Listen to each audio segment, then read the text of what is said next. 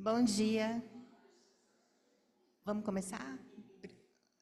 Eu queria agradecer, eu e a comissão organizadora, a presença de todos, que a gente sabe que não é fácil, a gente até estava conversando um pouco isso aqui, como é difícil vir, o trânsito de São Paulo, horário de almoço, então, super obrigada pela presença de vocês. Vou contar um pouquinho o que é o Interlocuções, né, que ele está inserido dentro do espaço potencial Winnicott, que é um espaço de estudo, pesquisa e clínica, inspirado na obra do Donald Winnicott. E a gente também estuda autores afinados com o seu pensamento. É composto por núcleos de trabalho, onde cada um deles desenvolve atividades específicas com dinâmicas e interesses próprios, abrindo possibilidade de participação aos interessados em aprofundar conhecimentos em vários campos da psicanálise. O Interlocuções foi criado em 2009 e o Espaço Potencial esse ano comemora 25, o ano que vem comemora 25 anos. E o Interlocuções foi criado com o objetivo de proporcionar uma troca de experiências e aprofundamentos nos estudos da obra do Winnicott. O próximo encontro vai ser em maio. Se vocês quiserem nos seguir no Instagram, para irem acompanhando também as notícias, é interlocuções_EPWS.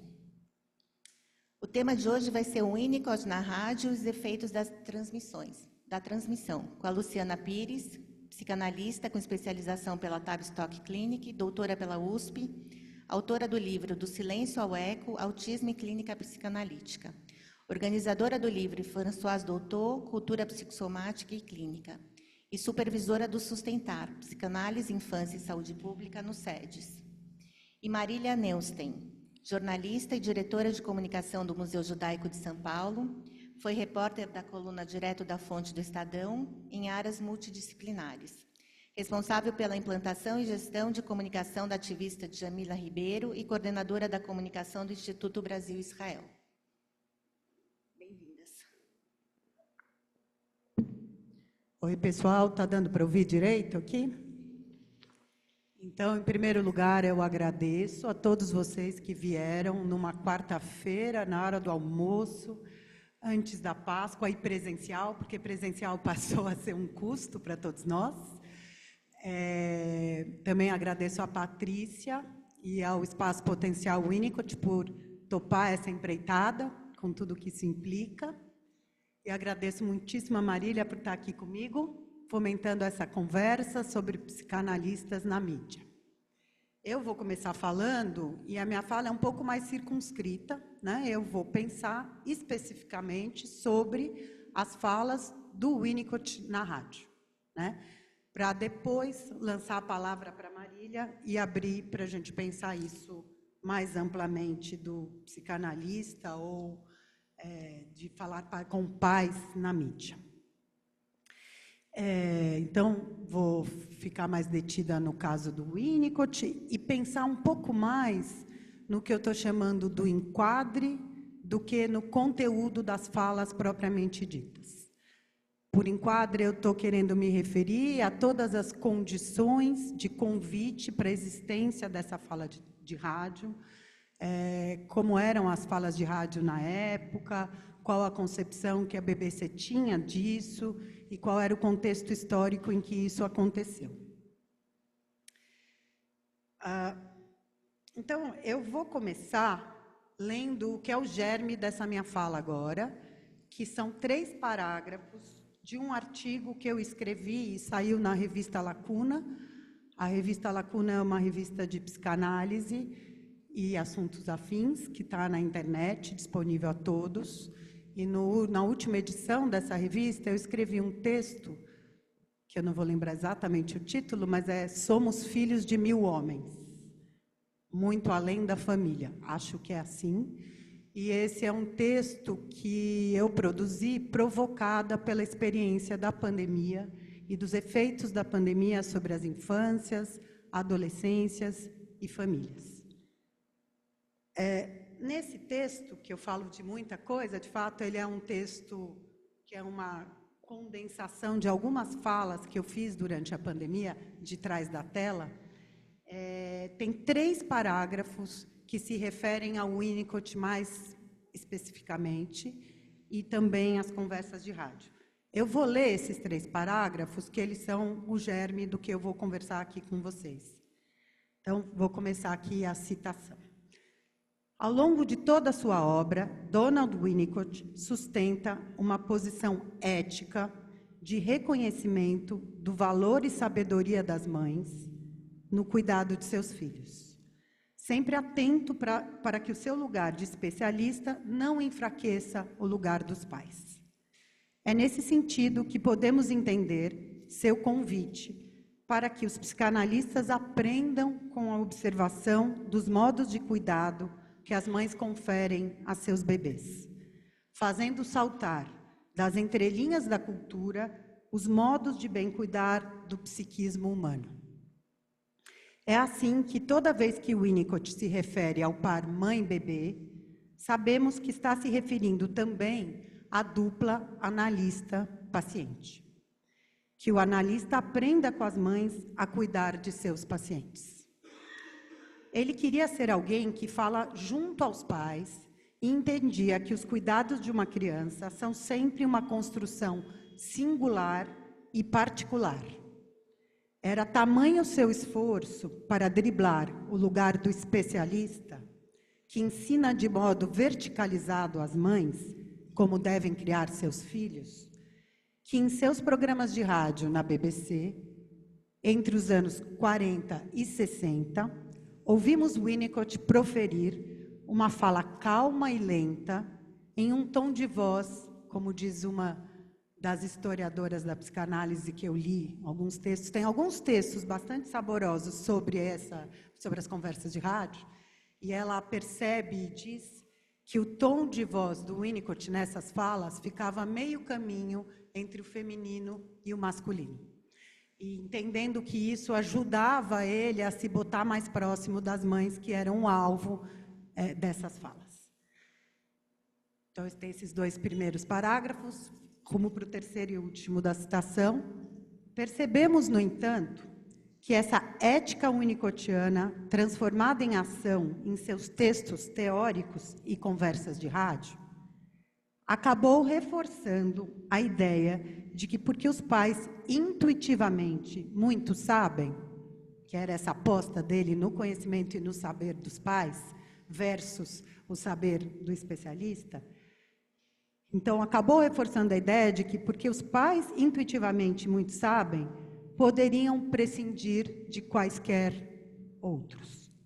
Junta-se a isso a observação de que os programas de rádio foram encomendados ao Winnicott e outros especialistas, esses programas de rádio da BBC no pós-guerra, foi encomendado ao Winnicott e outros especialistas da infância, com o claro propósito de recuperar o valor das famílias que se encontravam destruídas e desmembradas no pós-guerra. Era importante para o governo, inclusive, que a força política das famílias fosse restituída, e esses programas foram pensados no bojo de uma espécie de campanha de propaganda nacional do valor da família. E aí, na história da penetração da obra winnicottiana, acompanhamos, assim, um reforço da hiperresponsabilização dos pais no cuidado das crianças, ou mais especificamente, das mães. Então, não sei se vocês percebem que nesses 3 parágrafos tem uma contraposição, né, de 2 forças, que eu acredito que comparecem nessas falas de rádio. Talvez a gente possa expandir, comparecem em muitos dos textos do Winnicott. Eu começo dizendo dessa atitude revolucionária de prestar muita atenção ao saber dos pais e atribuir a eles o valor e a autoridade sobre os filhos. E termino dizendo de um reforço da hiperresponsabilização dos pais, como se fossem eles, a eles coubesse dar a cabo a tarefa de educação dos filhos. Então, tem essa contraposição, e eu vou começar falando, digamos, desse último parágrafo, né, dele que eu vou desdobrar. Para falar a verdade, eu podia terminar aqui a minha fala, acho que esses 3 parágrafos trazem de uma forma muito mais organizada do que o que eu vou falar de agora em diante. mas justamente a ideia é abrir para criar lacuna e aresta, inclusive para provocar vocês para conversar junto comigo. Então, já saibam que o mais importante eu já disse, e disse de um jeito muito mais organizado do que vou poder falar agora. Até porque isso aqui agora é uma conversa, né? E não um texto escrito. Então, eu vou começar trazendo um pouquinho da caracterização dessas conversas de rádio do Winnicott, né? Que se estenderam. Ele fez mais de 50 programas para a BBC, se estenderam de 1943 até 1950, e falaram de uma gama extensa de assuntos, né? Desde evacuação das crianças durante a guerra. A gente sabe que esse foi um assunto muito importante para o Winnicott. Ele foi um psiquiatra consultor do governo nas questões da infância durante a guerra, e a Inglaterra decidiu evacuar suas crianças dos grandes centros e levar para o interior, entendendo que lá elas estariam mais protegidas. A maioria delas ficaram em famílias adotivas, e algumas não se adaptaram a essa condição e ficaram em instituições de acolhimento. O Winnicott era um consultor, um propositor, né, de quais as boas medidas de cuidado das crianças durante uma situação tão drástica quanto a guerra. Ele, de alguma forma, se opôs a essa proposta do governo de evacuação, porque ele muito se preocupava com o efeito dessa separação das crianças do lar e da família. Então, entre as pessoas que eu li, diziam que, a despeito dele ter se colocado contrário à evacuação, ou seja, uma posição contrária à posição do governo, entendendo que a BBC está bastante atrelada, né, ao governo, mesmo assim chamaram ele para continuar as falas no pós-guerra, né, porque gostaram muito do que ele falou. E aí, lendo, essas falas tinham de 15 a 20 minutos e aconteciam nessa parte que se chamava BBC Home Service, mais voltado às questões do lar. E aí tem muitas curiosidades, eu fui lendo a respeito das conversas de rádio, e aí então dizem primeiro que ele enfrentou muitas críticas dos próprios colegas psicanalistas, teve apoio também, tem uma carta da Ana Freud elogiando o que ele estava fazendo, mas muitos entendiam que estar na mídia era resultado de um narcisismo e um exibicionismo. E a gente entende que existe uma resistência, né, dos psicanalistas de se colocar a público na ideia de que a gente trabalha em situações de singularidade e de sigilo, né? Então, por conta dessa atenção que é sempre posta quando um psicanalista vai a público, ele recebeu inúmeras críticas, assim como recebeu críticas de seus colegas médicos, mais especificamente dos psiquiatras, pela postura de educação que ele defendia. Então, em um desses textos, alguém diz que ele é a primeira celebridade psicanalítica britânica. Não sei se vocês têm um pouco noção. Winnicott tem muitas caras, são muitos Winnicotts, né? Assim como os muitos Freuds, o que é bom, porque nos traz uma variedade, cada um de nós pode engatar em um pedaço da obra dele e ver o que disso deriva. Eu sempre fiquei intrigada para saber mais sobre os mandatos. Se não estou enganada, ele teve 2 mandatos como presidente da Sociedade Britânica. Essa é uma outra face dele, que pouco a gente escuta falar. E agora temos essa, que é ele na mídia, e ele num desejo por estar nesse lugar, com todas as dificuldades que isso implicava, inclusive entre os seus colegas. Diz também nesse texto um fato que eu não sabia, quem souber, eu estou super curiosa, então, por favor, venha falar comigo e me conte sobre isso, que é que ele apareceu na televisão também, que é o primeiro psicanalista a aparecer na TV. Nunca tinha ouvido falar disso. E também ele teve um livro best-seller. Então, todos esses termos, né, celebridade, livro best-seller, são termos atuais para a gente. E que se referem, né, nesses historiadores da psicanálise, eles atribuem ao Winnicott esse lugar que ele, depois dessas falas de rádio que tiveram enorme penetração na cultura britânica, né, acho que é uma coisa que a Marília, numa conversa que a gente teve para preparar para cá, me disse que não é para se desprezar nunca a força da mídia, né?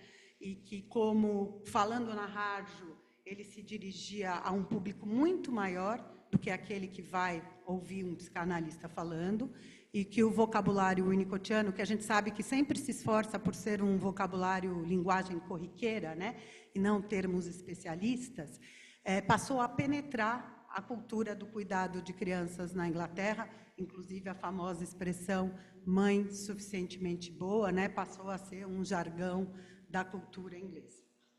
Aliás, nesses textos que eu fui lendo, eu fiquei sabendo que tem uma pessoa que escreve um texto e frisa que esses programas de rádio não foram produzidos sozinho pelo Winnicott, que tinha uma equipe, especialmente de 2 mulheres na BBC, muito criteriosas e cuidadosas, né, que reliam, revisavam os textos que ele escrevia para ler, e que foi uma delas que cunhou a expressão mãe devotada comum, que é um equivalente da mãe suficientemente boa, que também penetrou na cultura e na literatura winnicottiana, né? E aí tem uma entrevista com ele, o Winnicott, em que ele diz que ele foi ter uma primeira conversa com essa, que eu acho que chama-se Isa Benzi, para falar de uma retomada dos programas dele, porque então ele tinha feito em 43, a guerra ainda não tinha acabado, essa fala primeira dele, né? A guerra termina em 45, ele tinha feito essa primeira fala dele, em que ele se põe contrário à evacuação.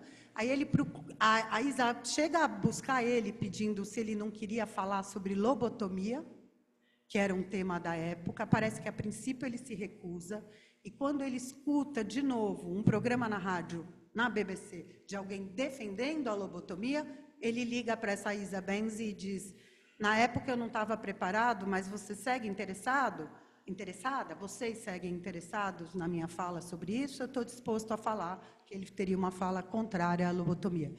E aí que ele se encontra com essa Isa Benzi e disso deriva que ele muito melhor falaria sobre crianças e pais do que sobre lobotomia, e então começa essa nova série, que é inclusive intitulada Mãe Devotada Comum, né? E o que ele diz é que ele tem essa primeira conversa com ela e ela vem com essa expressão e que só depois ele entende, é claro, ela estava procurando um slogan, né? Então, para a gente ver como na interface com a mídia, algumas preocupações passam a atravessar o texto do Winnicott, que não estavam até lá postos, entre elas slogans, né? Frases que possam acompanhar, grudar no ouvido, digamos assim. Parece que na língua alemã tem uma expressão que chama germe de ouvido, que é quando algumas coisas não saem da nossa cabeça, né? Então, quando se pensa numa transmissão na mídia, outros valores e outros vetores são convocados. Então, eu já falei que ele tinha uma fala sem jargões. Alguém diz que ele tem uma fala que combina entre falando sozinho e falando com uma pessoa. Tem gente também que diz que ele tomou cuidado de tratar as mães como você, né? A audiência almejada era uma audiência feminina das mães, inclusive o horário era no meio da tarde, né?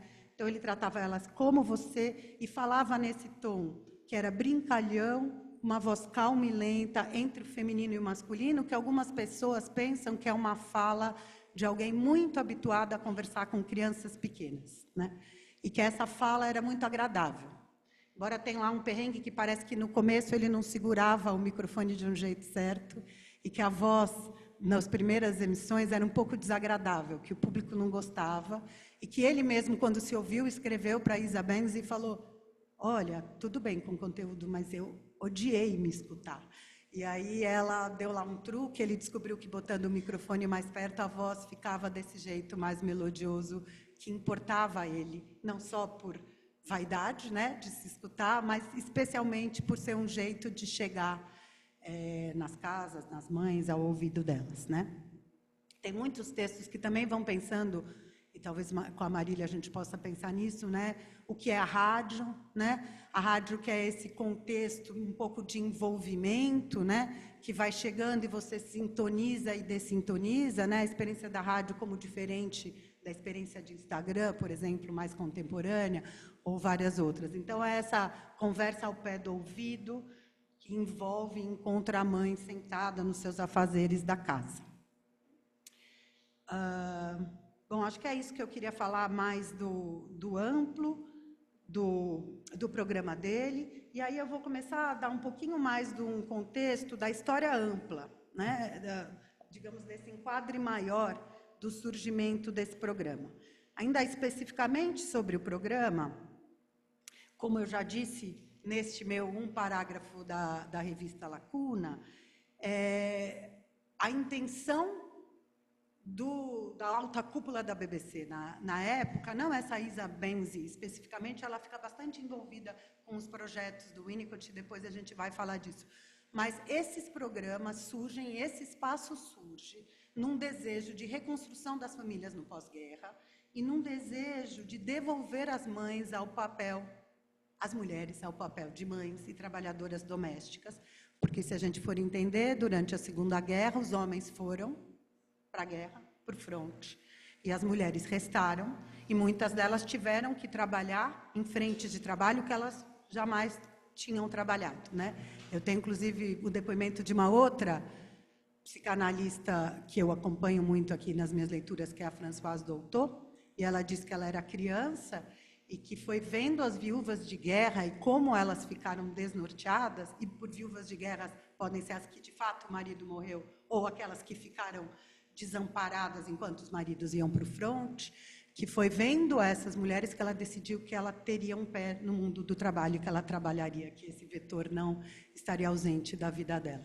Então, só para a gente entender, as mulheres, muitas delas foram trabalhar para fazer dinheiro, para sustentar a casa, e aí, na volta dos homens, no fim da guerra, essa família tinha que se reconstruir, né? E aí, esses programas, porque não é só o do Winnicott, a Susan Isaacs, também, que é uma outra psicanalista inglesa, também tinha um programa que não teve tanto vulto e sucesso quanto o do Winnicott, mas também tinha. E nos Estados Unidos tinha o Spock, que era um outro muito, muito famoso, e os estudiosos pensam o Spock e o Winnicott como duas figuras proeminentes desse tipo de programa de rádio voltado à família do pós-guerra, que tinha esta intenção de reorganizar, é quase uma força conservadora de que a família pudesse voltar a se organizar como antes da guerra. Numa ideia, e daí eu encontrei várias vezes nesses textos que eu leio, que eu estava lendo, um termo que nós, na pandemia, muito ouvimos, que é o novo normal. Então, o Winnicott e o Spock, e a Susan Isaacs e outros, foram convocados para construir um novo normal, né, no pós-guerra. E na ideia de que essa audiência feminina tivesse, no lar e na maternidade, os desejos de reconstrução de uma vida depois da guerra. Além disso, eu também li que entre guerras, entre a Primeira Guerra e a Segunda, né, a gente está aqui vivendo muito sobre a influência disso, e também é dito que a psicanálise ganha especial importância no pós-guerra, né, que tem uma desilusão com os modos de acontecimento do humano, os modos de organização dos afetos e das relações, e que, com isso, tem uma abertura para a novidade que a psicanálise significava. Mas que no entre guerras, isso eu acho que importa para quem é estudioso da obra do Winnicott, ou conhecedor, digamos, um pouco do por onde ele vai, a questão da delinquência entre jovens era uma questão de grande preocupação e que teve, inclusive, campanhas governamentais de fomento a psiquiatras e médicos que iriam pensar como se evitar a delinquência, no sentido de que o humano estava vendo como ele era capaz de atrocidades, né? E também, no pós-Segunda Guerra, especialmente, seguir, né, fascistas e o autoritarismo. Então, tinha um pedido, um clamor para que os psicanalistas pudessem pensar modos de evitar esse tipo de repetição no futuro, né? Então, a questão da delinquência, que é muito importante ao Winnicott, ele tem todo um campo de construção teórica a partir da preocupação com a delinquência infantil e juvenil, era também um assunto que atravessava a cultura da época. Finalmente, entendendo um pouquinho do contexto da Inglaterra e por que dessa grande recepção dos programas do Winnicott, a gente está aqui alencando vários fatores. A gente tem que entender que teve a Melanie Klein, né, que migra para a Inglaterra em 1926, com toda a sua visão sobre o psiquismo infantil. E, logo em 1938, o Freud e família também migram e vão ser abrigados na Inglaterra. Então, a gente pode entender que a Inglaterra era uma grande efervescência psicanalítica nessa época dos programas de rádio dele. Então, isso aqui eu estava tentando trazer um pouquinho de um contexto um pouco mais específico das conversas dele, e no mais amplo, como eu já trouxe para vocês, teve essa força composta por Winnicott e Spock no pós-Segunda Guerra, mas essa tradição de programas de rádio dirigido aos pais e que trazem conselhos, né, de como criar seus filhos, essa era uma tradição que já vinha desde a Primeira Guerra, só que na Primeira Guerra tinha se eu não estou enganada, ele é pediatra e americano, também vale checar de novo, mas ele chama Truby King. Ele era muito famoso, esses eram os programas famosos sobre como cuidar dos seus filhos, e eles iam numa direção bastante oposta a esses que surgem no depois da Segunda Guerra. Eles eram os programas que reforçavam mais um modo de cuidado regular, pontual, organizado, atravessado por uma visão mais higienista e comportamental da parentalidade. Ele dizia, Truby King, que realmente preciso saber mais quem que ele chamava isso de o ensinamento das habilidades parentais científicas. Então, tinha essa ideia do apoio na ciência para fomentar um cuidado dos filhos mais organizado e que respeitasse as condições de higiene para que não se pegasse doenças. É quando, no pós-Segunda Guerra, como eu digo, por questões, né, a humanidade muito fragilizada com o que assistiu de si mesmos, movida por duas forças. Uma é essa de reconstrução da família, que eu já trouxe, e do retorno das mulheres ao lar. Então, esses programas de rádio, tanto do Spock quanto do Winnicott, respondiam a essa demanda, mas havia também uma outra demanda, que era criar uma esperança democrática e tentar, de algum jeito, evitar que se repetisse as atrocidades vistas, né? Então, evitar personalidades autoritárias, é assim que eles diziam. Então, a gente pode pensar que esses programas respondiam a esse clamor da sociedade. E traziam, então, um tipo de educação para o cidadão democrático, uma educação que era centrada na criança, que a entendia como participante das tomadas de decisão da família. E aí a gente pode entender por que alguns médicos se opuseram, era entendido como uma espécie de uma balbúrdia, como eu digo, eu acompanho também bastante da obra da Doutor, e a Doutor, por exemplo, até os dias atuais, é criticada em jornais do ano passado como alguém que instalou a tirania infantil e uma certa balbúrdia no contato com as crianças. Então, eles eram fomentadores dos hábitos democráticos, por um lado, né? Também, mais nessa linha, né, do retorno da mulher à família, a importância da devoção e do vínculo materno para esses que viram o desmembramento da família, eu encontrei na literatura a ideia de que estava se vivendo, nessa época das guerras, a afirmação do valor das famílias nucleares para motivos emocionais. Vamos explicar um pouquinho. As famílias eram vistas mais como unidades socioeconômicas. E é mais ou menos nessa altura aqui dos programas de rádio, como se os programas de rádio do Winnicott viessem ser a cereja do bolo, que a gente passa a entender as famílias e que é assim fomentado que as famílias sejam compreendidas como um berço do desenvolvimento emocional do sujeito. Então, essa ideia de família nuclear é uma ideia reforçada pela influência da psicanálise, entre outras coisas, com uma chave de leitura que é nomeada como determinismo infantil, ou seja, a ideia de que as coisas que as pessoas vivem na infância, os traumas, os bons e os ruins, enfim, as coisas boas ou ruins, são determinantes do futuro de um sujeito. E que, então, esta visão trazia a suma importância das famílias como fomentadoras de uma base emocional. Então, isso tudo para dizer que a gente tinha uma sociedade em movimento e que esses programas de rádio, de algum jeito, respondiam a esses movimentos. Outra coisa é que, então, esses programas se estenderam, na sua maioria, tanto do Spock quanto do Winnicott, até final dos anos 50. E aí a gente acompanha, na Europa e também nos Estados Unidos, o surgimento do feminismo, anos 60 e anos 70, e muitas das feministas vieram a criticar essa posição, né, de reforço do lugar doméstico feminino, que era transmitido por esses programas de rádio, tanto de Spock quanto de Winnicott. E também mais uma curiosidade nessas minhas andanças de leitura, é que o Spock foi candidato a presidente dos Estados Unidos, também não sabia, acho que por volta de 72, e nessa altura ele já estava fazendo uma revisão da postura dele de então nas rádios.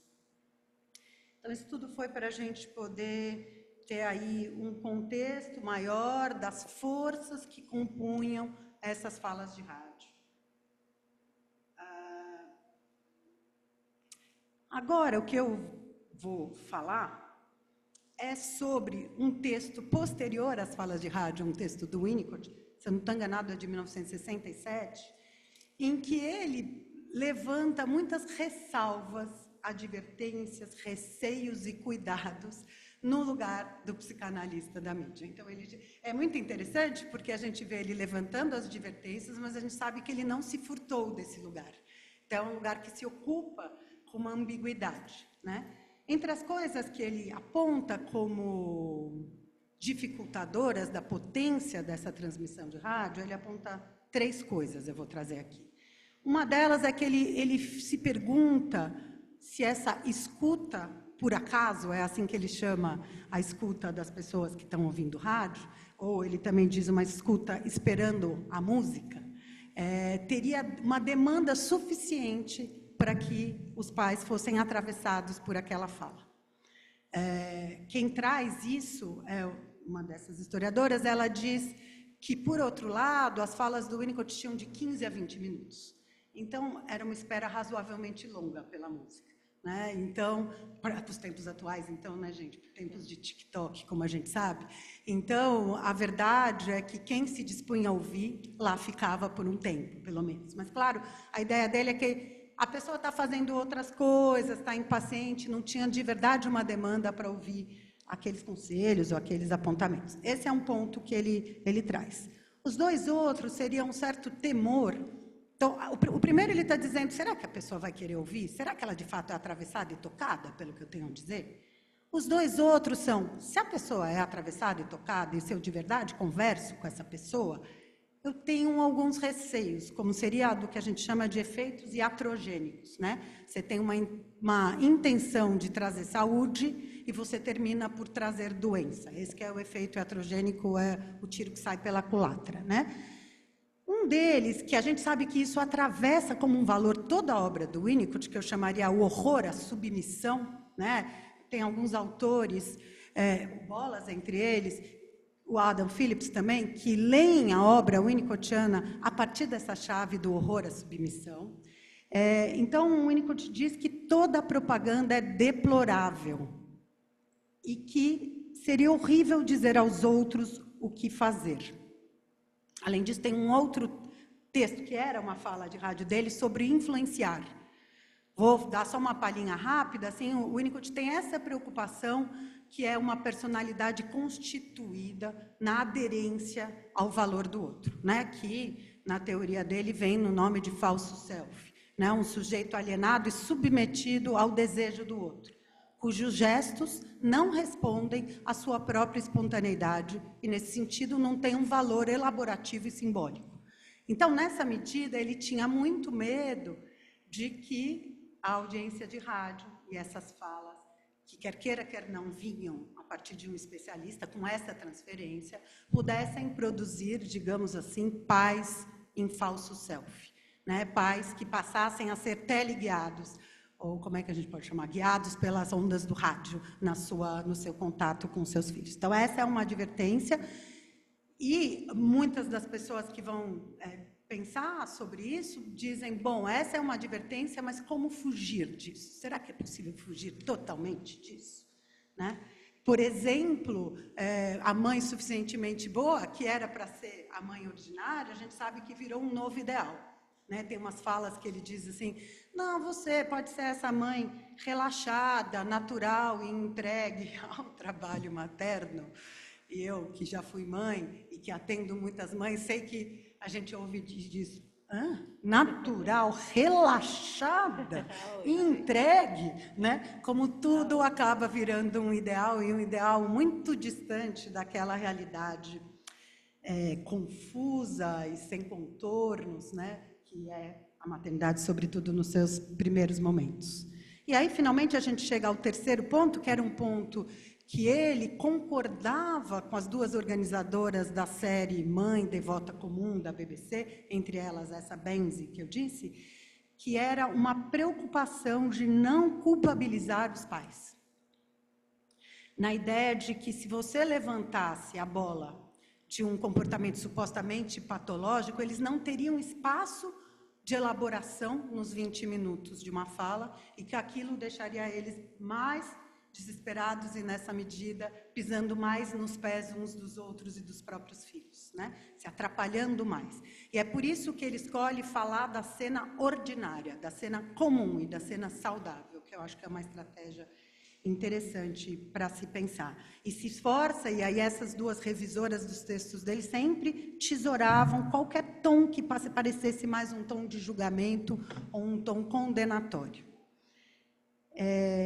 No paralelo, vou aqui também comentar da Doutor, a Doutor também tem um programa de rádio de alta audiência, mas só acontece nos anos 70.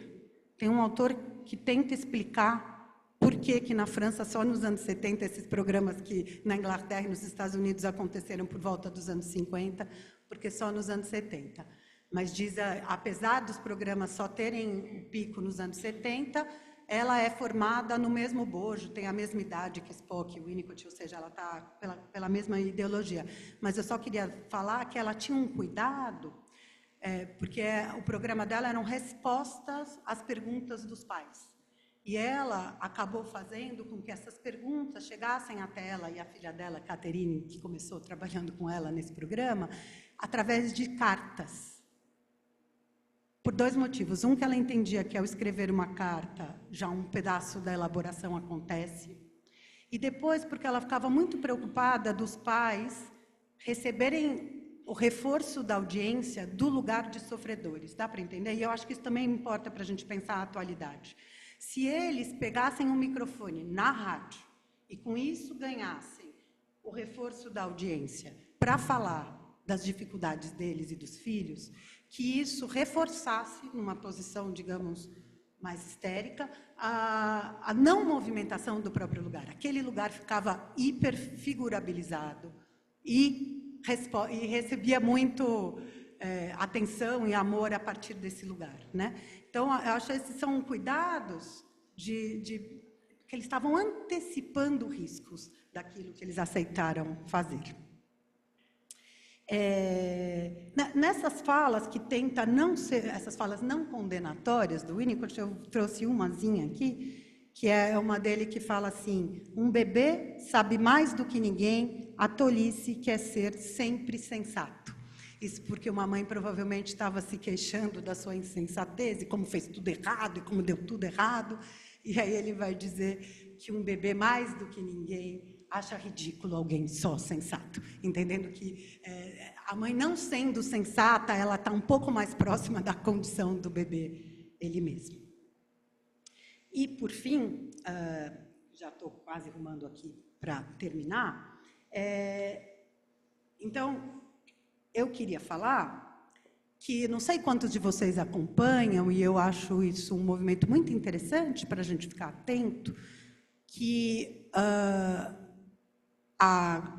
a literatura winnicottiana, a teoria winnicottiana, vem sendo reabsorvida pelos estudiosos das ciências políticas e ciências sociais, sobretudo na Inglaterra, onde eu tenho notícia, por exemplo, no Birkbeck que é um instituto da Universidade de Londres, na Universidade de Essex. A gente tem muitos estudiosos dessa área, digamos, da antropologia, das ciências políticas, recuperando o valor do Winnicott e de vários outros psicanalistas que vêm em diálogo com ele, como Massoud Khan, etc., introduzindo uma crítica histórico-política e social, mas também reconhecendo o valor de algumas das premissas do Winnicott, por exemplo, para as questões atuais. E aí é disso que eu quero falar, que é um livro recém-saído, que foi o meu supervisionando Bruno Espósito quem me passou, numa intuição muito grande de que essa é uma área que eu, de fato, estou me devotando agora. O livro se chama Donald Winnicott e as Políticas de Cuidado, e a autora se chama Joanna Kellord. Você sabe como é que está a hora? Tem tempo ainda? Você sabe? Está acabando. Então, eu vou só falar isso. Ela parte de um texto do Winnicott que se chama A Cura, e que é um texto em que ele vai dizer que a palavra cura e cuidado, care, cure, vem da mesma raiz etimológica. E aí, só um parênteses, num livro que vai sair agora pela editora Obu, do Adam Phillips, esse livro se chama Sobre Desistir, vai ser assim o nome, o Adam Phillips acrescenta um outro termo que vem da mesma raiz, que é curiosidade. Então, cura, cuidado e curiosidade. É claro que o Adam Phillips vai apostar suas fichas no caminho da curiosidade. Aqui, com Winnicott, o que ele pretendia, e eu acho bonito a gente reconhecer isso, é reforçar o valor do cuidado. E ele explica que, embora cuidado e cura vêm da mesma raiz, ele diz que por volta de 1700, acho que é isso que ele vai dizer, mas que em algum momento da história da humanidade, o vetor cura passou a ser mais valorizado e o vetor cuidado passou a ficar na sombra e atribuído ao cuidado feminino de reprodução e manutenção da vida, que não é reconhecido como valor de produção e de produto e de performance. Né? Então, toda essa discussão que as feministas, como a Silvia Federici, estão fazendo atualmente, né, de que a economia resolveu deixar de lado o valor de uma ação humana que é fundamental para a sobrevivência de qualquer um, né, que é a reprodução e a manutenção de criação do sujeito humano. E como isso não tem valor monetário, que isso significa não tem valor nesta sociedade. E aí eu acho bonito entender, sabe, gente, quando às vezes em alguns textos do Winnicott tem um problemaço, traz um paciente super grave, e ele vai trazer como conselho, né, como encaminhamento, propostas como, olha, ele poderia ficar em casa sem ir para a escola, com você, bem próximo, ou mesmo todas as sugestões de holding e handling, que não deixa de ser carregar no colo e manusear o corpo da criança e apresentar objetos como um chocalho e um brinquedo. Isso nos parece tão trivial, né? Pouco sofisticado. E se nos parece trivial e pouco sofisticado, é porque nós também fomos atravessados por essa desvalorização de um campo do cuidado muito fundamental. Então, essa autora vai dizer que a gente vive uma crise do cuidado contemporaneamente, com todas as situações, inclusive, de crise climática que a gente vem vivendo, né? Crise climática, do aumento da idade da população, né? E toda uma convocação do cuidado, cujas forças foram desgarçadas, enfraquecidas ao longo de anos. E que, nesse sentido, é muito importante reconvocar essa aposta política do Winnicott no valor do cuidado, que é, em geral, atribuído às mães. E como isso a gente também encontra nessas forças subterrâneas, digamos, né? Eu estava aqui assinalando algumas forças subterrâneas ao programa de rádio, forças contrárias, algumas delas, né? E uma é essa do valor da mãe, o valor do feminino e do cuidado trivial, prosaico, caseiro e doméstico, né, e da extrema função de cura e de saúde que isso daí tem. Então, por fim, realmente acabando, eu vou citar uma frase do Adam Phillips, nesse livro que está para sair pela Obu, e que traz e reforça a ideia de que qualquer fala sobre a infância é sempre altamente política. E a frase dele é assim: afinal, as teorias da natureza humana não passam de histórias sobre o que acreditamos que as pessoas precisam e querem. Os manuais de cuidados dos filhos, tão comuns na vida moderna, surgiram a partir disso. Então, assim que eu encerro, com prazer de passar a palavra para a Marisa.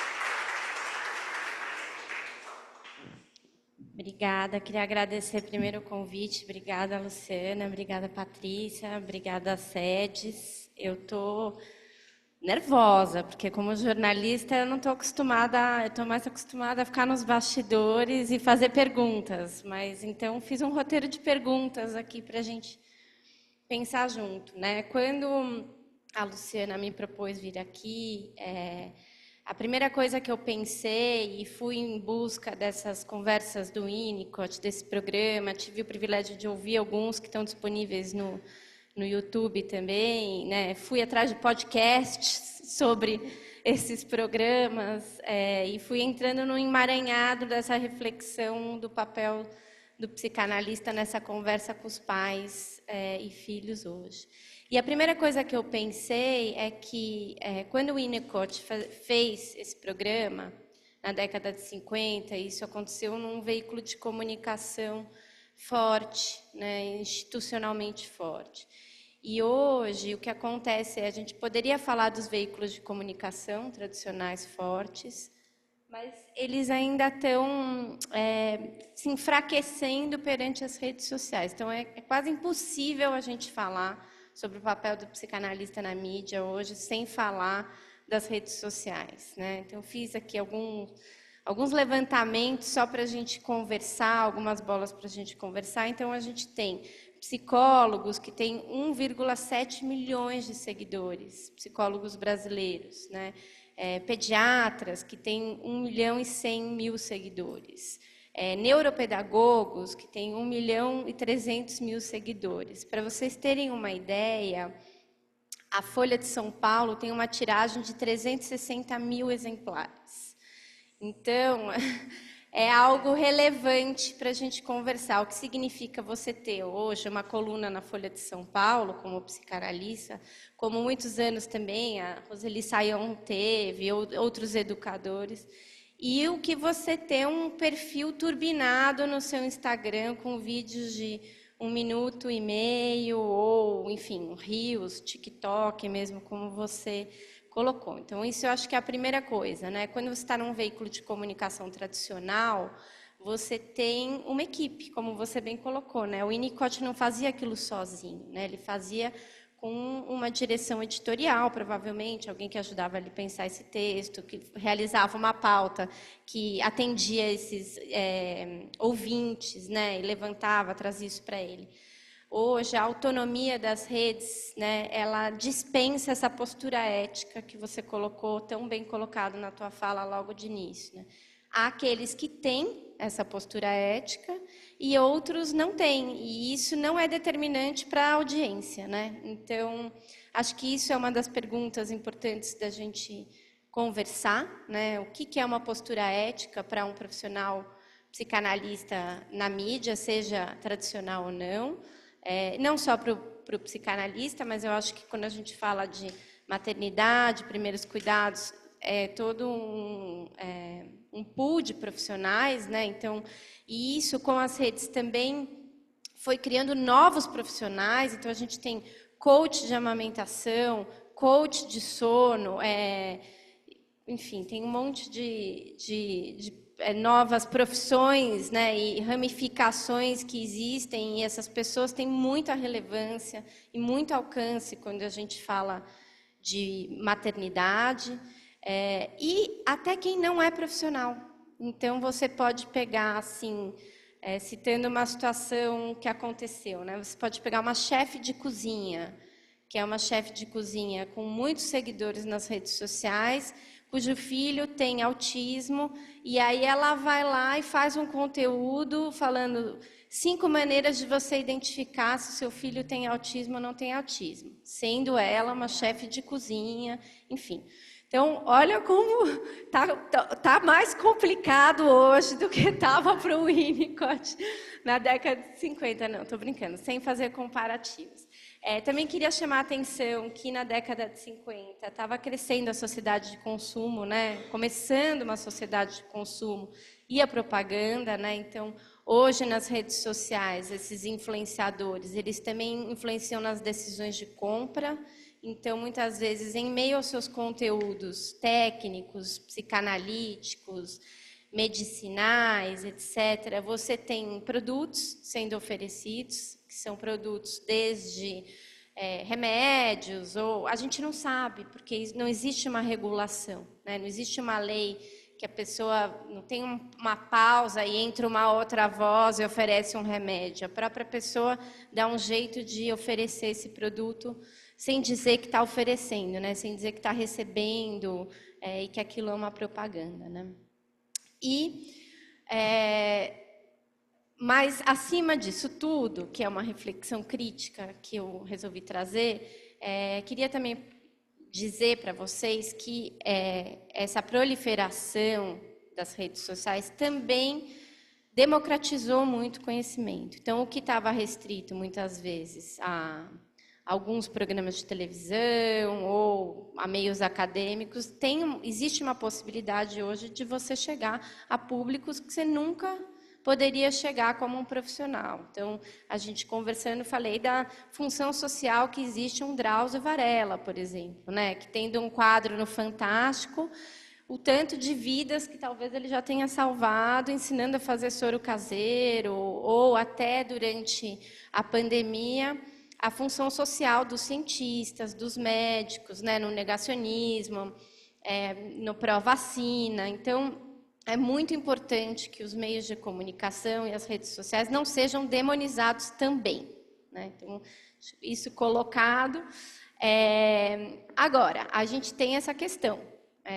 Um meio de comunicação sem uma moderação, sem uma escolha editorial, e com uma relevância questionável, porque muitas vezes fica por conta do algoritmo, né, e da monetização, quanto que você pode trabalhar aquele conteúdo, ela se sobrepõe a esse papel social que eu estou dizendo aqui para vocês. Então, queria dizer que é fundamental que hajam psicanalistas e profissionais de saúde falando sobre assuntos como depressão, distúrbios alimentares, autismo, doenças psíquicas, muitas delas tabu, né? O que seria de nós se a gente não tivesse a Fátima Bernardes recebendo pessoas para falar sobre abuso sexual infantil no programa dela, falando para as donas de casa, que muitas vezes vão se atentar àquilo que acontece dentro da sua casa. Agora, essa ética da informação, no meu entendimento, e era isso que eu queria propor para vocês, deveria ser um compromisso maior do que uma certa ideologização desses conteúdos e o sentido comercial também. Então, essa é uma provocação que eu trago para vocês aqui. Então, também queria dizer que bons comunicadores nem sempre são bons profissionais. Então, é maravilhoso quando isso é casado, né? Você tem bons profissionais que são bons comunicadores, mas isso não necessariamente acontece. E que é importante existir esse compromisso com uma responsabilidade, porque nas redes vale tudo no jogo das redes. Queria também levantar uma bola que o Winnicott, na época da rádio, não existia likes e dislikes, né? Então, até um espectador, uma opinião de um espectador e de um ouvinte chegar a ele, aquilo tinha um tempo, né? Um tempo de reflexão do próprio Winnicott, e hoje em dia não, né? Então, hoje em dia, o produtor de conteúdo digital, ele vai produzir o conteúdo e vai ficar à mercê também um pouco desses comentários, se gosta, se existe o perigo de cancelamento, se ele pode falar tudo o que de fato ele pensa, como é que vai essa audiência, ela é em tempo real, né? E aí, focando um pouco nessa questão dos pais e filhos, eu falei da coisa dos diversos profissionais, o quanto isso quando pais estão em extrema vulnerabilidade, com bebês recém-nascidos, quanto que isso também não contribui para padrões irreais de maternidade. A Dulce está aí, a gente conversava muito disso também, né? Padrões irreais de maternidade, focando na performance, né? Então, lembrando que em um bom perfil de Instagram você tem fotos com filtro, né? Toda uma equipe que trabalha por trás, muito dinheiro envolvido, ou o potencial de promover produtos e atitudes questionáveis, muitas vezes sem fundamentos nenhum. Então, é importante que esses seguidores, esses 1.700.000 seguidores, que a gente não sabe se eles leem a Folha de São Paulo ou não, eles consumam esse conteúdo de forma crítica e questionável, né? E também, conversando com a Luciana, algo que ela me falou que o Winnicott tinha uma preocupação de não desempoderar os pais, de que maneira que esses conteúdos também desempoderam os pais, e a transmissão intrafamiliar, né? Onde fica o espaço da avó, né? A gente tem um bombardeio, uma poluição de conteúdos, de amamentação prolongada, amamentação curta, leite é fraco, leite não é fraco, curandeirismo, né? Existe hoje toda uma ideologização também dos conteúdos na rede social. Então, em que lugar fica, num mundo de profissionais tão perto, onde fica a escuta para a intuição, para a singularidade, né? Cada encontro é um encontro, né? Como é que você deixa a singularidade desses encontros numa pasteurização de conteúdo, né? Por fim, a minha fala foi um pouquinho mais curta que a sua. Esse é um fenômeno, né? O que eu queria dizer para vocês aqui, isso é um fenômeno, a gente vai ter que lidar com ele, não é bom nem ruim. A cultura do compartilhamento, né? A cultura dessa audiência, esse alcance considerável que esses formadores de opinião têm hoje em dia, e também o poder que eles têm de advocacia e conscientização. Então, muitos desses psicanalistas que hoje estão na mídia têm um trabalho importante também, até na elaboração de políticas públicas. Se fala sobre aborto, se fala sobre direitos da sociedade civil, se fala sobre racismo. Eu vivi isso muito próximo da Djamila Ribeiro, que é uma influenciadora, que tem uma linguagem muito acessível e que, ao mesmo tempo, procura não vulgarizar essa linguagem, né? E acho que é um desafio para os psicanalistas hoje, como democratizar essa questão da psicanálise, chegar no público hoje, sem vulgarizar esses conceitos. E aí queria dizer também que hoje, você falou das muitas crises, né? Eu acho que hoje a gente vive uma crise de palavras, né? E palavra é um objeto de trabalho do psicanalista e do jornalista, né? Trabalho e escuta. A gente tem palavras sem significado algum nesses conteúdos, né? Quando a gente pensa em jornada, resiliência, saúde mental, até agora está caindo num vazio que não quer dizer nada, quer dizer tudo, não quer dizer nada, burnout, coisas desse tipo que a gente precisa ter muito critério e muita precisão na hora que a gente vai escolher falar desses assuntos, né? Também queria falar dessa questão dos conselhos, né? Que eu li que o Winnicott nunca quis cair na questão do aconselhamento, mas isso é inevitável. E antes de eu vir aqui, eu conversei com uma amiga minha da rádio, como a rádio tem esse poder de entrar nas casas, de criar intimidade, né? Muita gente ficou muito mal quando acabou o Foro de Teresina, porque se sentia muito íntimo, né, daqueles produtores de conteúdo. Essa questão dos aconselhamentos e das recomendações, né? Isso a gente vê cada vez mais nas redes sociais, esse caminho de tutoriais. Como estava dizendo, 5 maneiras de você identificar se seu filho tem racismo, 3 características de mães e pais autoritários, quanto tempo meu filho pode ficar no celular. Então, assim, são perguntas que estão em perfis de psicanalistas, né? Psicanalistas que estão produzindo esse tipo de conteúdo e propondo esse tipo de resposta também. Então, a gente pode conversar sobre isso.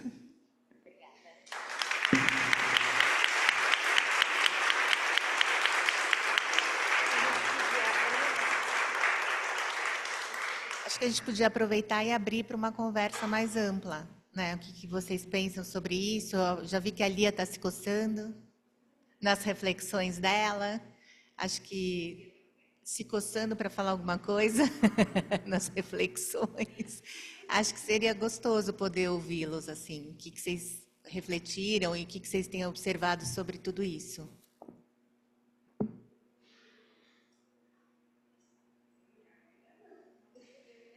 Queria falar, já vou começando. Primeiro, eu adorei a fala das duas. A Lu eu já conhecia, já sei que ela fala muito bem, mas adorei também te conhecer, Marília, foi excelente o que você falou.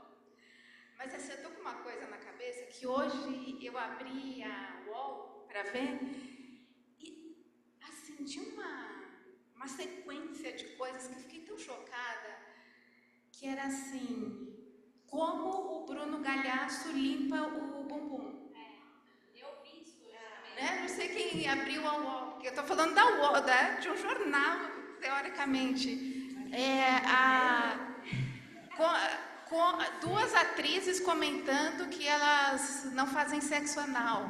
Era uma sequência do Uma outro, me chamou a sequência atenção isso também. que eu falei, meu Deus do céu, o que é isso? Né? Que se faz para vender jornal?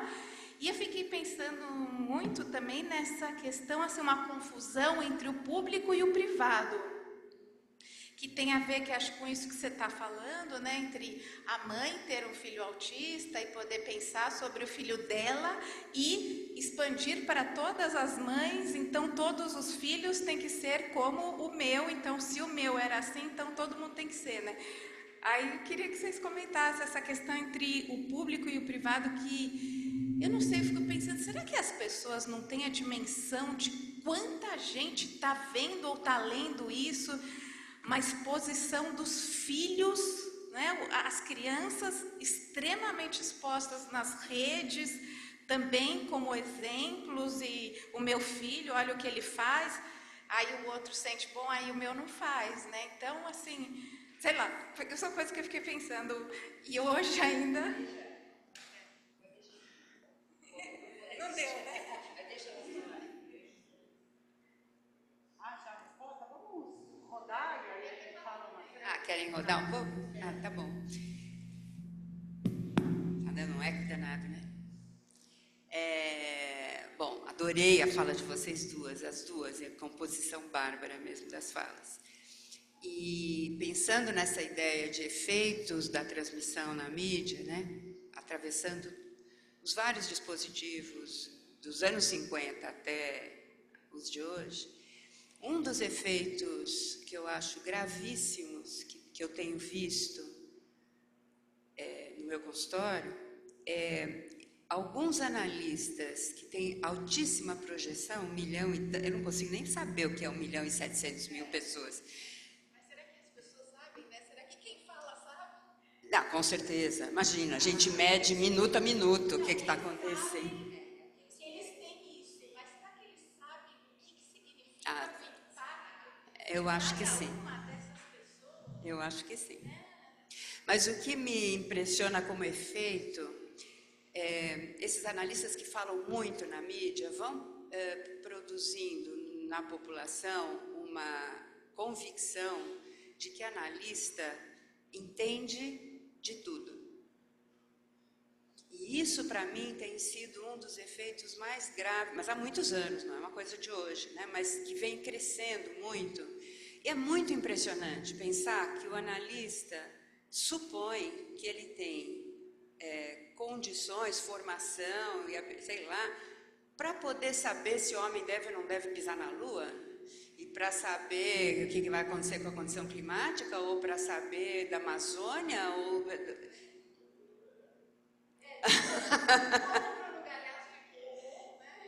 essa ideia de que o analista se sente num lugar de competência, desde um lugar de analista, a falar sobre coisas quaisquer. Pronto, eu ia esticar, mas não precisa, quaisquer, né?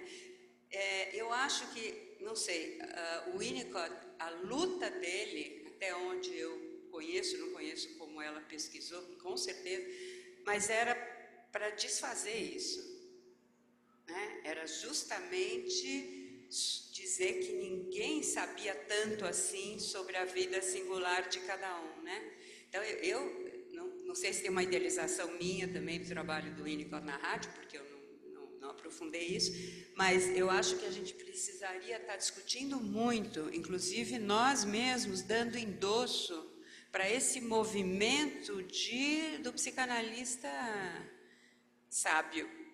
Eu acho que a gente precisa combater isso. Eu acho que a gente precisa combater isso. Não é só entre nós conversar que feio isso, mas de alguma forma começar a combater e não dar força para esse movimento, porque eu acho que as instituições psicanalíticas estão dando força para isso.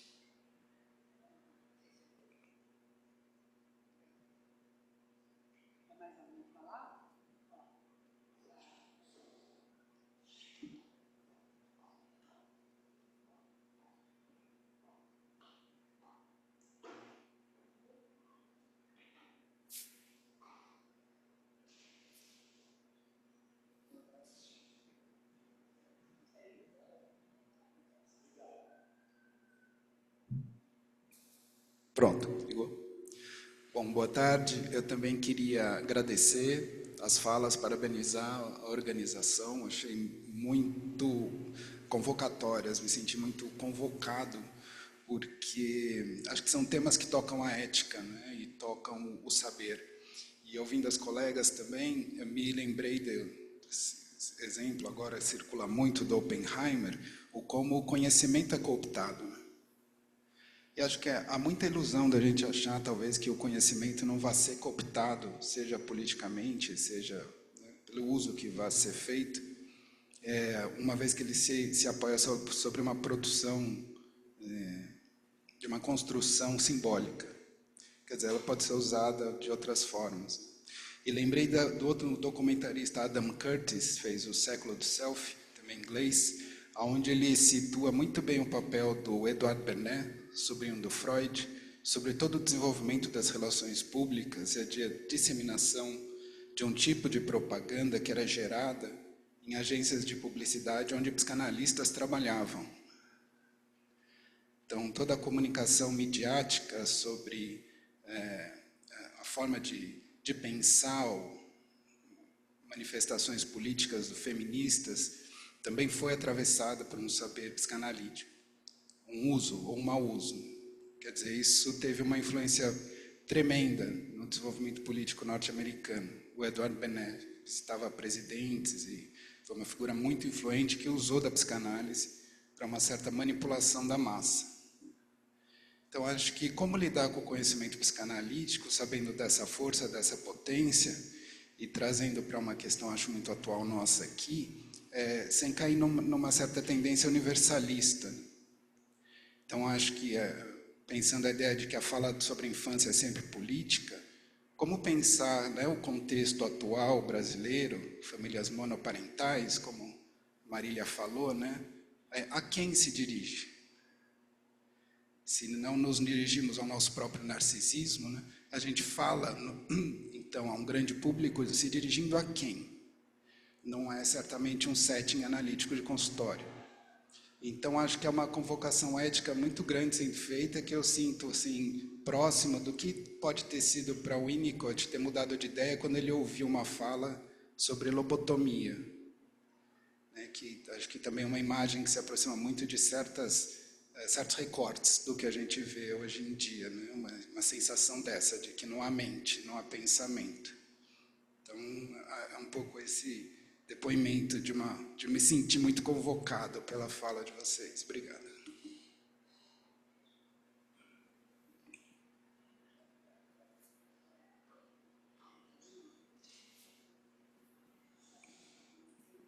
Boa tarde, parabéns às duas. Quando vocês estavam falando, eu fiquei pensando que quando alguém está se apresentando em algum meio de comunicação, ele primeiro, ele tem a certeza do que ele está falando é algo bom, né? Independente do que ele está falando, ele acredita que aquilo é bom. E aquilo transpassa para quem está ouvindo, e aquela pessoa que está ouvindo, ela está ouvindo aquilo e dentro das suas experiências, vivências, expectativas, ela cria algo sobre aquilo que alguém está dizendo, né? Então, nós, quanto psicanalistas, eu penso que eu não sei qual é a solução, né? Como que a gente vai levar essa comunicação de forma cuidadosa, de forma que transmita aquilo que nós queiramos de forma pura, né? Então, acho que esse cuidado, né? A gente não tem responsabilidade sobre o que o outro ouve, né? Mesmo porque o outro vai ouvir baseado, ultimamente, muito mais sobre as suas expectativas, né? Ele já vai ouvindo, ele procura quem ele quer ouvir e ouve da forma como ele quer ter a resposta já dele, né? Eu percebo que tem um pouco desse movimento. Então, eu fico pensando, como que a gente pode, na nossa vida cotidiana, quanto profissionais, falar aquilo que vai transmitir aquilo que a gente quer falar, né? Então, essa eu acho que é a brincadeira, talvez, né? Quando eu falo aquilo que eu acho que é bom, independente da minha ideologia, do que quer que seja, eu falo aquilo que é bom, né? Então, a gente não tem muita responsabilidade, né? Não sei onde que nós iremos parar, mas nós não temos responsabilidade, nós temos responsabilidade do que falamos, mas não temos daquilo que o outro faz com que aquilo que a gente fala, né?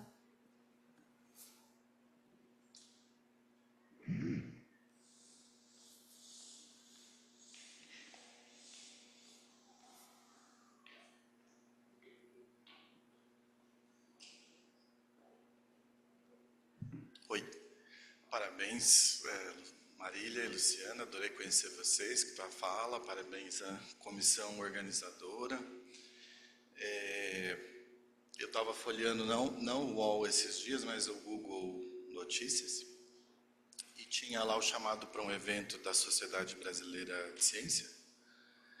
Eu achei muito interessante que eles fizeram um chamado convocando os cientistas a se posicionarem frente à sociedade e colocar a ciência a favor da construção de um projeto de país, né? Então, eles falam, nós temos hoje em dia as redes sociais, nós temos a internet e a mídia a nosso favor para a gente começar a se posicionar na sociedade, para a gente começar a construir um futuro, né? Uma noção de futuro, uma noção de país, e a ciência ela pode ajudar nesse caminho. Eu achei muito legal, eu não sei dar os detalhes desse congresso que vai ter, nem sei se é uma notícia antiga, eu vi e achei muito interessante, né?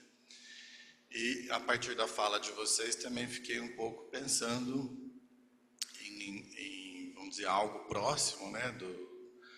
Parece que o Winnicott também teve esse chamado, igual você falou, né? Poxa, teve a questão lá da lobotomia, e a partir disso ele vai se posicionando e pensando numa ética de como que o psicanalista pode comparecer nesses lugares, né? Dizer, isso que a Lia falou, achei muito interessante, né?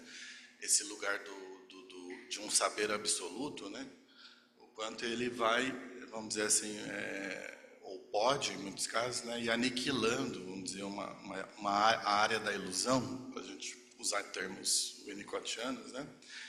Ele vai solapando, né, essa área potencial, né, criando uma espécie de um empobrecimento, assim, né, do lugar do psicanalista, né? E achei legal isso que a Luciana falou, né, da ética do cuidado, né, que parece ser um lugar, não sei se fosse arriscar um palpite, né, um lugar interessante para a gente pensar, né, um lugar para a gente ocupar, né, assim, como uma ética do cuidado, uma ética que sustenta um lugar de potência, né, das pessoas, né, que é uma fala diferente, né, de uma certa... fico pensando, por exemplo, nisso, puxando para um outro lado agora, por exemplo, que o Davi Copenau fala de sustentar o céu, né, sustentar o céu. Sustentar o céu. No livro dele, A Queda do Céu, né?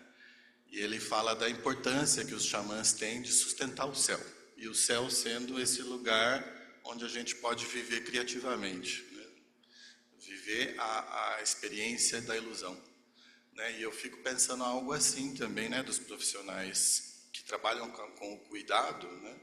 E a gente poder sustentar um lugar onde é possível sonhar um futuro, né? Construir uma noção de um futuro onde cabe singularidade, onde cabe esperança, né? Onde cabe, enfim, quis pontuar isso. Obrigado, parabéns.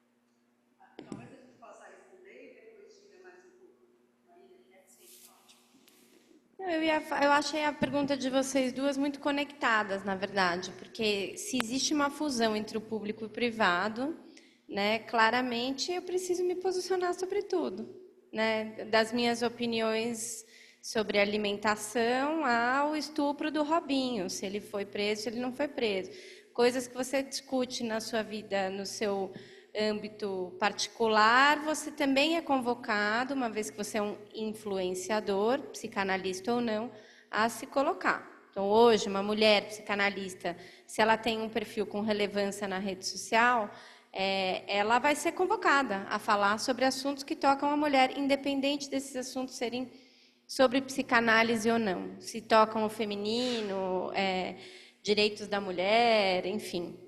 Essa necessidade de posicionamento em todos os assuntos criam essa ilusão que, de fato, eu acho que empobrece, como você bem colocou, o papel do psicanalista, né? Então, eu acho que isso é, de fato, uma reflexão importante para se fazer. E esses perfis da rede social que misturam, né, tudo. Então, o que é profissional com o que não é profissional, a gente veio falando do Drauzio Varela, um exemplo que eu usei. O perfil do Drauzio Varela chama Site Drauzio Varela. Você entra e é só isso que tem. Os vídeos explicando 5 sintomas da dengue, blá, blá, blá, coisa assim, de saúde pública, de orientação para a população de massa, né? Esses não, é um perfil que você pode pôr a foto do seu filho saindo da escola e, ao mesmo tempo, tem muita relevância. E o que dá mais relevância? É a foto do look, é a maquiagem, enfim. Então, isso é uma discussão bem interessante. Eu só queria falar um pouco, de acordo com a tua fala ali, que eu acho que os desafios contemporâneos, eles vêm se sofisticando também, né? Então, por isso que eu também tomo cuidado para não demonizar também o papel da mídia, porque é fundamental que a gente tenha psicanalistas falando na mídia, né? Quando a gente tem o bullying acontecendo nas escolas, né? O adoecimento de todos os tipos de adoecimentos psíquicos que acontecem, né? As discriminações. Se a gente não tiver falas que tragam um olhar psicanalítico, a gente perde muito no debate público, né? Agora, o equilíbrio para isso acontecer é bem tênue mesmo. Vamos ver por onde. Primeiro, obrigada a todo mundo que comentou dessa roda aqui. Então, sabe que eu primeiro, porque eu lembrei que na minha fala eu disse que o Winnicott não queria falar do patológico. E aí, quando a Marília foi falando, e agora você falou de novo, né, Marília, como é importante que deem os limites de alerta para situações perigosas, né? E aí, depois, na sua sequência da fala da Marília, ela vai dizer padrões irreais de maternidade, né? Que parece que com a Dulce, pensando isso. E aí me ocorreu uma questão, porque a gente vem acompanhando um uso e um abuso dos termos patológicos de saúde mental para autodescrição, né? Para mim, no meu consultório pós-pandemia, assim, foi surgindo um depois do outro, pré-adolescentes que já chegavam com autodiagnóstico hiper sofisticado, última versão do último nome, da última sigla. Claro que isso arrepia a gente, mas tem um outro pensamento, como eu fui sendo acompanhada por esse incômodo, que é o que é que está acontecendo na nossa cultura que a única forma de falar do sofrimento que esses sujeitos encontram é pela via da nomenclatura diagnóstica. Então, essa é uma pergunta que segue na minha cabeça, que eu acho que é de grande preocupação, sobretudo para quem assiste as questões da adolescência na contemporaneidade. Mas daí, quando a Marília falava, porque daí o Winnicott não quis falar de patologia, e ele queria falar do comum e ordinário. E a Marília lembra que o comum e ordinário, hoje em dia, é editado.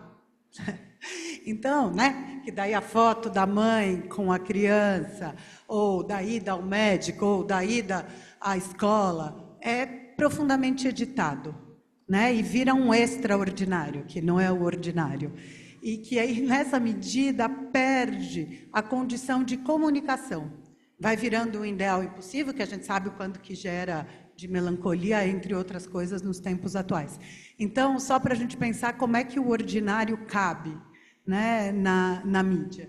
Como é difícil, porque nessa história que vocês estão falando entre o público e o privado, quando a personalidade pública divulga fatos privados, eles são fatos editados para reforçar a potência do valor comunicador, né? Então, fiquei pensando desse outro lado, que na época do Winnicott não tinha, que é a vida ordinária divulgada com filtro. E o quão terrível que isso também é. Porque, eu não sei se vocês sabem, tem assessoria de celebridades ou de personalidades que definem os padrões de vida privada que vão ser divulgados, inclusive, né? Então, pensei num complicador. E, Marília, eu sei que você falou, é difícil a gente falar coisas muito peremptórias. É muito difícil pensar sobre o que está acontecendo na atualidade, porque, gente, amanhã já é tudo diferente, é muita novidade para pensar, então a gente talvez não tenha distância para ter certeza, mas eu tenho a impressão que é mais difícil mesmo, nos tempos atuais, do que eram na época do Winnicott. É tudo muito mais complexo. Vou falar só de, acho que 2 coisas dos vetores do que foram ditos, né? Foi dito, vocês não apresentaram o nome, mas você aqui e você ali no fundo, né? Pensar no vetor político, a tua responsabilização ética e política de toda a fala ao público, né? Porque quando você diz, eu digo algo que eu acho que é bom, eu acho que a gente tem que perguntar, bom por quê? Por que você está falando? Quando vocês trazem a ideia dos likes, é bom porque isso me dá muito like, isso me traz muito dinheiro, muito difícil resistir, a gente sabe, ao apelo, inclusive apelo aditivo, genial porque é muito bem articulado, né, dessas mídias sociais. Então, me parece que o nosso vetor ético e político tem que ser mais e mais reconvocado como resistência a essa outra tentação, porque eu acho que muitas pessoas estão falando porque é bom para falar uma frase velha, no ibope das mídias sociais, né? É bom porque tem muito like, porque isso faz girar, porque isso, né? Porque aí vocês também se perguntaram até que ponto a pessoa entende para quem ela está falando. Ela sabe, ela acompanha, igual a Lia disse, minuto a minuto, o seu reforço positivo que produz o engajamento e a endorfina ali no teto. Mas que isso também se reverta numa preocupação de todo mundo que eu estou atingindo, ou com todo mundo que eu estou conversando, né? O quanto que isso, às vezes, fica cego, né? Que a gente não percebe essa história, né? E também, quando você fala com conhecimento cooptado, essa ideia que a pergunta ética e política é mais premente do que nunca. E sim, a lobotomia, eu lembro quando eu aprendi em psicologia, que as pessoas acreditavam que aquilo era o melhor. A gente sabe que os conhecimentos são transformados, né? E a ciência vai mudando, e as nossas crenças, né? Não é porque eram maus que se fazia, claro, tem a ver com o desvalor do louco, mas o desvalor do louco era um lugar social, né? Então, por isso que eu trago a fala do Winnicott problematizando, para a gente pensar todos os vetores éticos e políticos ali implicados, né? E como a gente faz para que a economia dos likes não oblitere a nossa responsabilidade, que acho que é a palavra que a Marília fala, e para mim acho muito importante que a gente entenda a responsabilidade de comunicador e sempre se pergunte por que eu sigo comunicando. Embora também, Marília vai dizer, achei lindo o que você falou, é verdade, a equipe de comunicação do Winnicott importava, e não vamos desprezar a função da mídia de comunicação. E aí que a gente pode entender, como vocês lembraram, que ele se sentiu, o Winnicott, convocado a esclarecer uma nova visão que ele acreditava sobre a lobotomia. Como tanto a Doutor quanto o Winnicott tinham um papel social, sim, e político, de dizer que a criança era um sujeito. Para a gente parece óbvio, embora está deixando de parecer, viu, gente? Eu não sei qual é a onda que a gente tem agora. O infantil está ficando um pouco obliterado e esmagado nessa cultura da performance que a gente tem, né? Criança sendo criança, ela é culpabilizada e tem que ser evitada. Mas era muito importante que eles fossem ao público dizer disso, que são as bases éticas do trabalho deles. Então, que a gente pense que se fala e se vai ao público em nome de uma crença de algo que, de fato, possa ser transformador, como é que alguém dizia? Acho que dizia...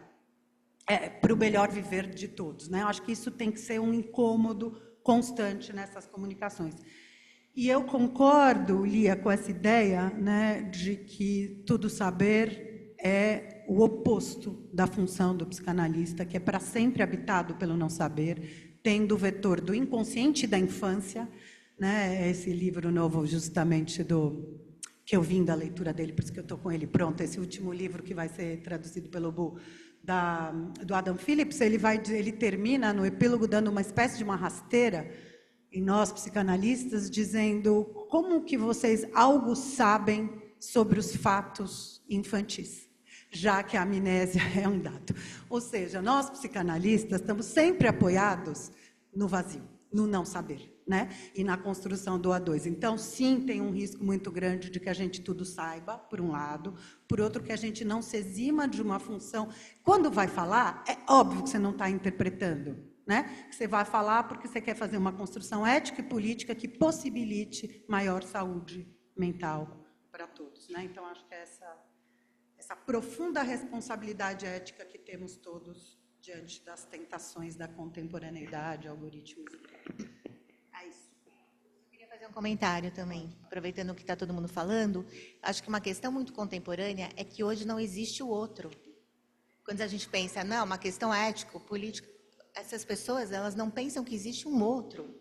Elas estão tão nelas e tão em ganhar likes, não existe o outro. Quando ela diz, não, mas para quem que a gente está falando? Eles não estão falando para um outro.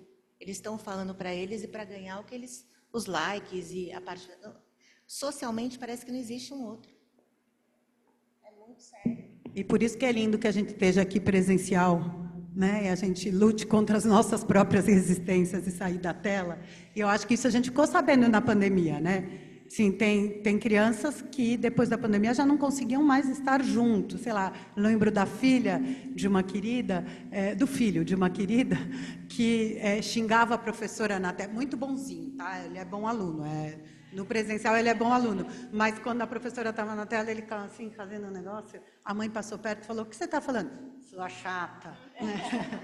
A tua agressividade não faz marca no outro, né? Pela tela. Ele achou um jeito de... Porque estava chato pra caramba, isso todos nós sabemos, né?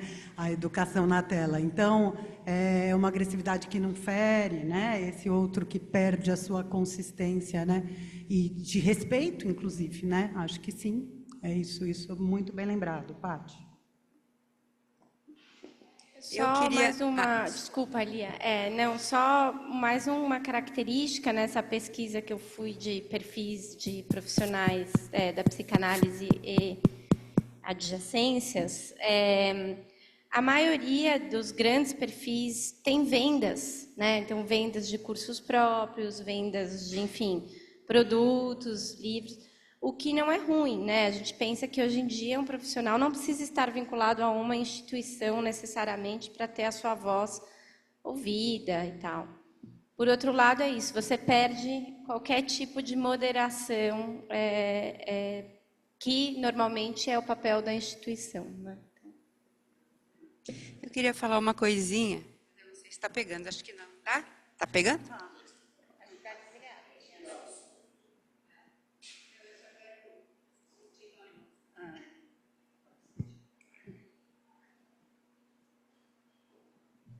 Só um pequeno detalhe, Lu, que eu discordo muito da questão de fazer essa diferença entre presencial e o online, em relação a esse debate. A gente teve um evento recentemente, presencial, e a comemoração de como foi bom o evento é que lotou o estacionamento. Não é nada diferente do like na live. Então, assim, esse mecanismo que a gente está criticando aqui, e que tem a ver com a questão narcísica, que a Patrícia está falando, vai se entremeando nos ossos e sangue e nervos de todos, em todos os lugares, né? Eu acho que sim, a gente precisa combater isso, mas acho que o combate não vai se pôr pelo meio, mas vai se pôr pela posição de responsabilidade que vocês estão assinando e defendendo, etc. Vou brigar com isso sempre, viu, Lu? É que ali a Marília, ela teve todo um trabalho bastante bem desenvolvido sobre o que é atendimento em linha. Mas eu queria dizer, é óbvio, gente, que isso aqui não foi inaugurado com online, né? Tem esse texto que eu amo da Doutor, que ela reflete sobre o impacto da entrada da televisão na sala familiar. E ela já antevê que as pessoas vão estar guiadas por um discurso de ibope, como se dizia na época, e não um discurso de elaboração das próprias marcas pessoais, né? Não é evento exclusivo, né, da internet, digamos, isso tudo, né? Tem ali o do humano mesmo.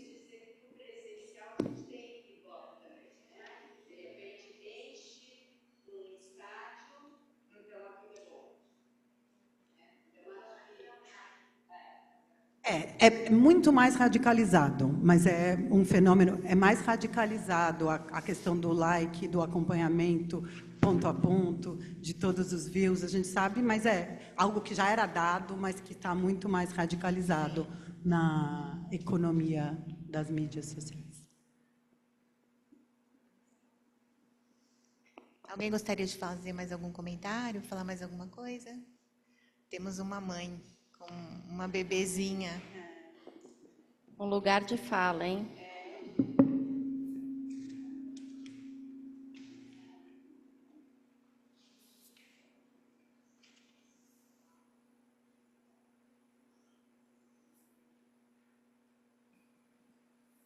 Oi, boa tarde. Se ela não se irritar, eu termino. Vamos ver. Eu gostei muito do que eu ouvi aqui. E é um assunto que eu podia ficar 4 horas falando, não necessariamente pelo lado da psicanálise, mas pelo lado de ser uma mãe que, enfim, psicanalista também, né, e que está inserida nas redes sociais, com o Instagram fechado, que não tem nada disso de seguidores, né, então tudo tranquilo.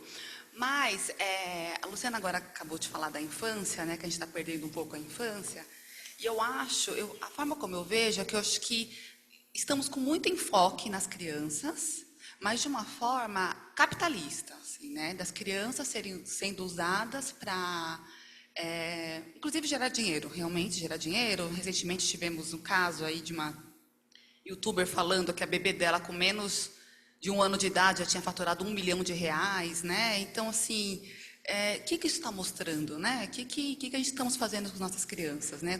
Como está sendo dado esse olhar? E é muito bonito, quando a Luciana também falou, né, no começo, que o Winnicott não queria não queria atrapalhar o esquema mãe-bebê, né, não queria atrapalhar essa preocupação dele, que é muito importante, porque eu não sei se todo mundo aqui sabe, né, mas eu, por causa da maternidade, sei muito, a profusão de cursos que tem da maternidade para tudo, de parir, né? Você tem curso de parir até, enfim, como escolher a melhor escola para o seu filho, assim. O que, por um lado, pode até ser interessante, porque, não sei o que fazer, vou ler um curso, mas, por outro lado, como nos desempodera, né? Porque se eu tenho curso para tudo, então eu não sei fazer nada, né? Então, tudo eu tenho que aprender. Mães contratando consultoras de amamentação, até antes de saber se vai... Tá aqui? Tá. O que a amamentação é uma questão, mas pode não ser também, né? Então vamos tentar, vamos dar o tempo para ver se a gente precisa.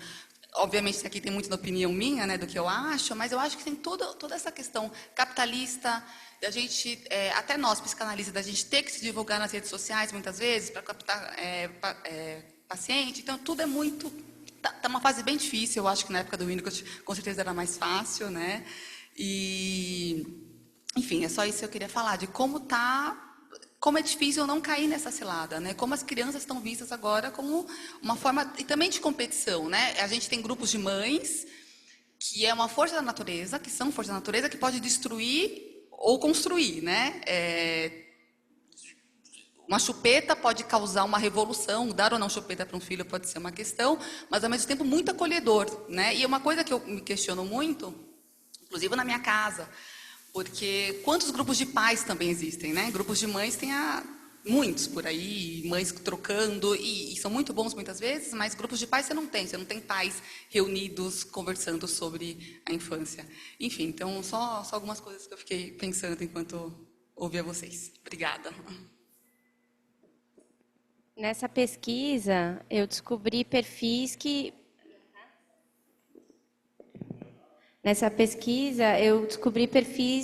que são anti-chupeta, por exemplo. Então, pessoas que se dedicam a criar conteúdos diários para militar contra a chupeta, por exemplo. Obviamente, eu não estou falando de ninguém que é psicanalista, né? Mas é isso.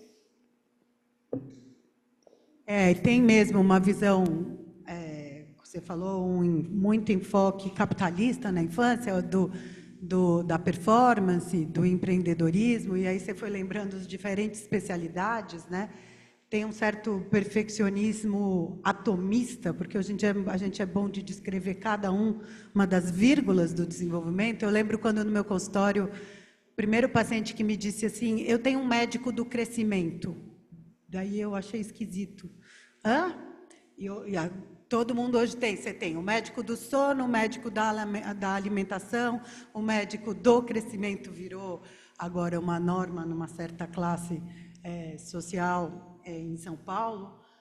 Então, cada um dos passos, né, sendo patrulhado para acontecer no ponto ótimo e perfeito, né?